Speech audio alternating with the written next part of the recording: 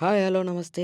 Welcome to 'K news entertainment'. 'Pushpa 2' song అదే 'సూసేకి' song మొన్న 4 రోజుల క్రితం అనౌన్స్‌మెంట్ ఇచ్చారు. అప్పటి నుంచి నిద్ర అసలు పట్టలేదు. ఎప్పుడెప్పుడు వత్తదా పాట? ఎప్పుడెప్పుడు వత్తదా పాట? మెలోడీ సాంగ్ అందులోనూ 'దేవిశ్రీ ప్రసాద్' గారి సాంగ్ వేరే ఉంటదనమాట.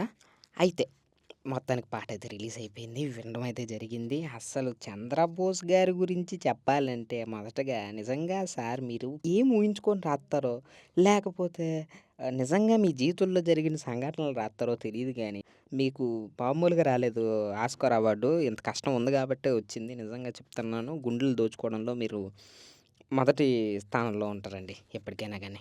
అయితే రెండోది మన 'దేవిశ్రీ ప్రసాద్' గారి గురించి చెప్పాలంటే ఇక ఆయన గురించి అసలు మాటలే అక్కర్లేదనమాట. 'సుకుమార్' గారి సినిమా అంటేనే ప్రాణం పెట్టేసి, పీక్ అవతల పెట్టేసి అసలు అది వేరే. అది గూడా వేరే. నేనింక ఆయన గురించి చెప్పేంత పెద్దోడినైతే కాదు. ఎందుకంటే ఆయన పాటలు వింటూనే పెరిగామనమాట. చాలామంది కూడా 2000 కిడ్స్.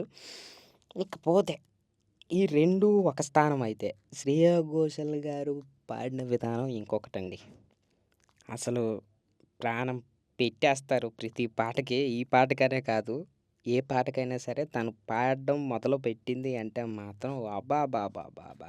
ఇది 7 తరాలు గుర్తుండిపోద్ది నిజంగా మీ పాటలు గనక నెక్స్ట్ జనరేషన్ వాళ్ళు గానీ, ఆ జనరేషన్ వాళ్ళు విన్నా గానీ పెద్ద ఫ్యాన్స్ అయిపోయి గుడ్లు కట్టేస్తారు. చాలామందికి అర్థం కాని విషయం ఏంటి అంటే, 'దేవిశ్రీ ప్రసాద్' గారి ప్రతి సాంగు కూడా అంటే మెలోడీ సాంగ్ అవ్వని, మాస్ సాంగ్ అవ్వని లేకపోతే ఏదైనా గానీ మెల్లిగా ఎక్కుతాయండి సాంగ్సు. ఎంటనే మనకి నచ్చేయాలని రూలయితే లేదు. ఎంటనే నచ్చలేదు అని చెప్పే హక్కు గూడా మనకు లేదు. అది ఏంటంటే అది వినే కొద్దీ ఆహ్, ఎలా అంటే స్లో పాయిజన్ అంటారు కదా! స్లో పాయిజన్‌లాగా ఎక్కిపోతూ ఉంటదనమాట 'దేవిశ్రీ ప్రసాద్' గారి సాంగ్స్ ప్రతీదీ కూడా.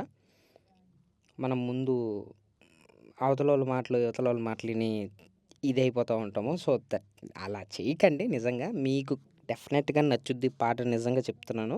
ఎందుకిలా అంటున్నానంటే, ఇదివరకు 'రంగస్థలంలో' సాంగ్సు 'ఎంత సక్కగున్నావే లక్ష్మి' కావచ్చు, లేకపోతే లాస్ట్ టైమ్ 'పుష్ప 1లో' 'శ్రీవల్లి' సాంగ్ కావచ్చు.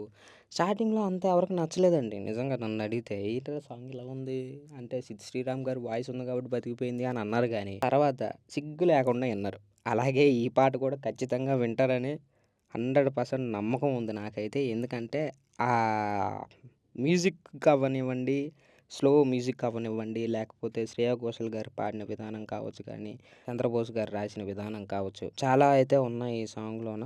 మీరు తప్పకుండా వినండి. 'చంద్రబోస్' గారు హ్యాట్స్ ఆఫ్ అండి. అంతే. ఇక మీకే ఇగో ఈళ్ళిద్దరికంటే మీకే ఎక్కువ మార్కులండి.